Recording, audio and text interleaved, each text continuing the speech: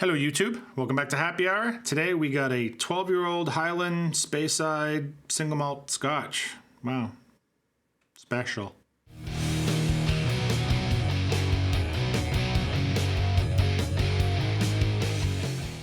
Hello everybody, welcome back to Happy Hour. So single malt whiskey, 12-year-old Speyside, Highland. Kind of sounds like it's par for the course, right? Just that saying alone, I guess, doesn't sound super intriguing or interesting, because that's probably maybe the most common whiskeys you would find. I should say single malt scotches you would find in a liquor store would be a 12-year-old single malt Speyside or a Highland, right? But anyways, that's great because they're good whiskeys. That's okay. There's nothing wrong with that. It's just not a very exciting statement. Anyways, what do we got today? As you can see, got kind of an interesting bottling, I'll say it that way. Deveron 12-year-old. So this is a Highland single malt Scotch whiskey, 12 years old. It is a brand that I'm not super familiar with. I believe, I could be wrong. You hear the voice went up there, so I'm not very confident in what I'm about to say.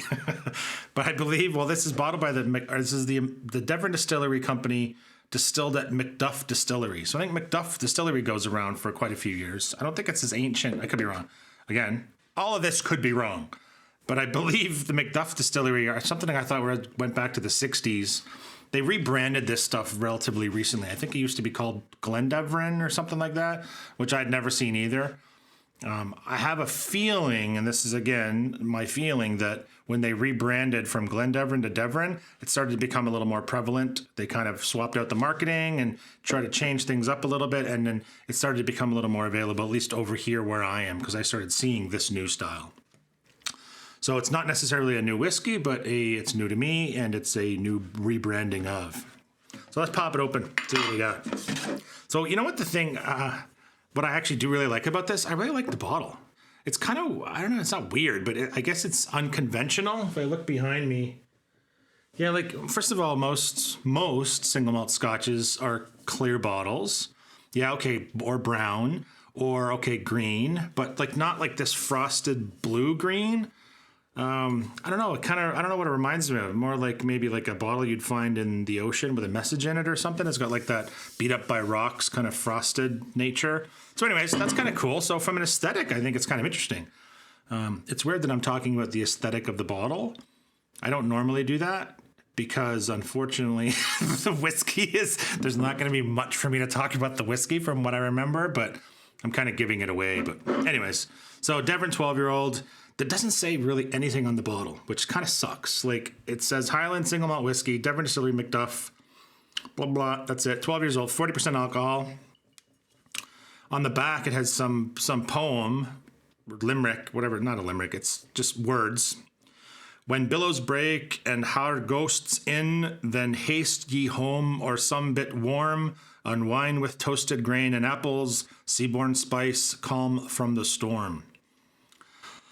So there's that, and then distilled Macduff Distillery again, and then a bunch of Surgeon General stuff. So like, it literally doesn't tell you anything about anything. And even the tin doesn't tell you anything about anything. There's literally nothing on the tin, nothing on the back of the tin. There's just, other than a cool seascape. But whatever, it's funny. I'm not really bitching about that, because I tell you, there's some tins that I have that have like a freaking Bible on the back and the front, and there's like words everywhere, and the print's so small that it's like, I'm never going to read this, nor do I really care. So I'm trying not to go to the other end and be like, oh my God, there's nothing on the tin. What the hell? It is what it is. But I had to look up on the internet to even see like anything about it. But whatever. The bottle's cool looking. All right, let's get in. Woo! All right, smells like whiskey. So I believe I read that this was a combination of sherried and bourbon, ex-bourbon barrels, which is funny. The main reason I looked that up was because I remembered tasting it and smelling it, and I got so little sherry. But why don't we do that now? It's funny, now I actually do get a little bit more sherry. When I smell the bottle, actually, the way maybe the bottle is shaped, I get just all the bourbon notes, like that fresh green apple, and the grain, the sweetness, and a little bit of caramel, but none of the sherry. But now that it's in a proper cup, glass, however you want to call it, I can actually smell a little bit of everything. See, this is why I use the Glencairns. All right, so I get a bit of sherry, but to me it is still more bourbon forward, ex-bourbon cast, bourbon style, single malt dominant. Get a little bit of the musty sherry, but definitely apples. The spice actually is coming out now a little bit in the glass. Yeah, a little bit of spice, a little bit of the apples, a little bit of grain. I don't mean grain whiskey, but like kind of malted barley grain, a little bit of that barley sugar as well. And a little bit of the sherry. You know, it smells okay. It smells good. It smells like a decent single malt. Nothing super inspiring, but it smells like a decent single malt.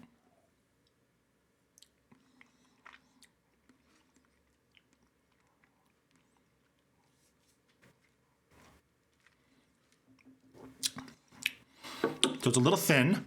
It's 40%. That makes sense. It's sweet. I get a little bit of that barley sweetness. A little bit of the sherry sweetness. Kind of a little bit of that funk around the edges. It's a little spicy. I get a little bit of the apple, a little bit of fruitiness. And then back on the nose, now that I've tasted it, the nose brings out a little more of that apple again. You know what? This isn't a bad whiskey at all. I'm not going to pan it because I generally don't pan whiskeys because I've said this before. I'm just a sucker. I'm happy about single malt whiskeys. I love the plethora of different whiskeys we have available to us to try. I really haven't had one that I thought was just abhorrent, like just disgusting. I've had some that I don't like. I've had some that I will never buy again, that I wouldn't try again. But nothing that I was like, this is swill. I've never had to pour a whiskey away. Maybe I've been lucky, or maybe I just am not that particular, right? This is not bad, but there's really nothing great about it. So it's 40%. That kind of sucks. I'm sure it's chill filtered. I'm sure there's color added. It's kind of all the things that when you become a little bit more of an enthusiast and start looking for more interesting and unique whiskeys, this doesn't have any of that. So that being said, let's go to the upsides. If you're new to whiskey, or if you want to try something that this does, it does kind of give you a little bit of all those things that you may like, to find out whether you like more bourbon matured stuff or whether you like a little bit of sherry. It's arguably maybe boring for some people, but I think for someone that's kind of getting into this and wants to try something, what is kind of a standard single malt, kind of the poster child. I don't want to say it's a poster child because I'm not saying like this is the best representation of, but it has a little bit of all those things. I think that's not a bad place to start. It's certainly not offensive. Like I got no problem drinking it, but it's certainly uninspiring.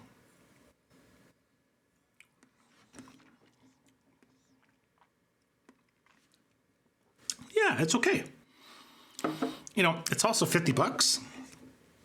I don't know if that's good or bad. Seems like whiskey prices keep going up and up. You know what? On a side note, or actually on that note, so I was at friggin' my liquor store today.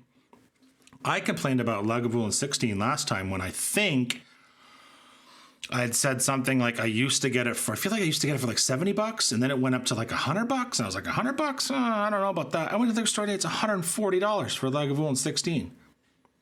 Yeah, like $160. Now it is a very good whiskey, $140. It's like that. I feel like it's like double what I bought it for like 6 months ago. Anyways, I digress. All the prices are going up. $50 for a 12-year single malt. For $50, they're, you know, the 12, like I said in the beginning, 12-year-old Highland single malt whiskey is kind of, there's a lot of those on the market, and I feel like for $50, it's probably quite a few other ones that you could do, or that I would do. I don't know that you should do. Like I said, it's a good whiskey. If you're starting out and you want to try something on that kind of blankets the style, it's not a bad way to go. But for $50, what am I getting for $50? I'm getting a bottle of Old Pulteney 12. Yeah, that has a lot of the same problems, but I just love the whiskey. For $50, I'm getting something from Glencadam, you know, a 12-year-old, or their 10-year-old. This is even cheaper. I think it's like $10 cheaper. I'm probably even getting something from Farkless. I can't talk today, sorry. You can get the 12-year-old from them for about that price. Yeah, the 12 or the 10 are about right around 50, 45. So, I don't know.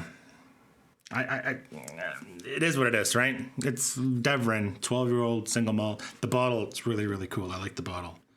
I wish the juice was a little bit more interesting, but I'll keep the bottle. No, I won't. I'll throw it out.